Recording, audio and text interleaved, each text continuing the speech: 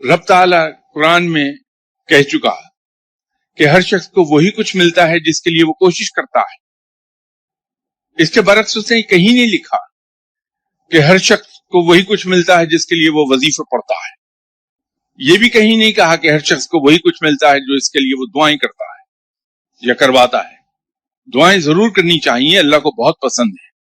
دعا عبادت کا مغز ہے، لیکن ایفرٹ، کوشش، بھاگ دوڑ وہ ہم پر فرض ہے.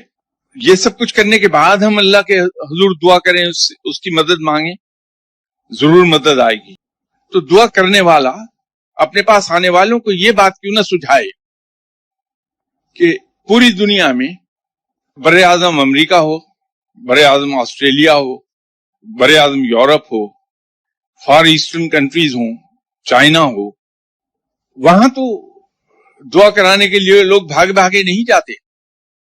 تو اگر کامیابیاں مرہون منت ہیں صرف اس بات کی کہ کسی سے دعا کرائی جائے، تو وہ لوگ اتنے کامیاب کیوں ہیں اور ہم اتنی دعا کرانے کے بعد ناکام کیوں ہیں؟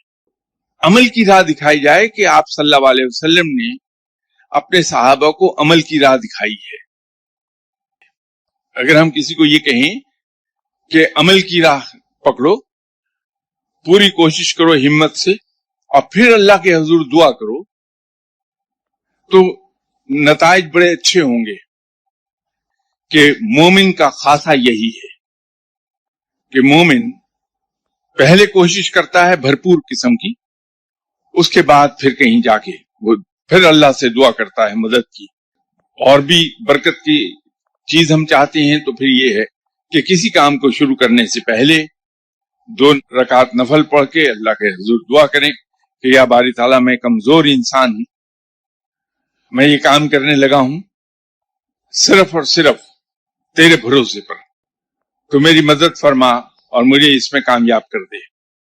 اور اس کے بعد بھرپور کوشش کر لے، اور جب کوشش کر چکے تو پھر اللہ کے حضور سجدہ کرے اور اللہ سے عرض کرے کہ یا باری تعالیٰ میرے اندر جو ہمت اور سکت تھی، جو تو نے عقل اور علم عطا فرمایا تھا، میں نے اس سے بہترین کام لے کے میں نے اپنی بھرپور کوشش کر لی، تو اس کا مجھے بہترین نتیجہ عطا فرما دے.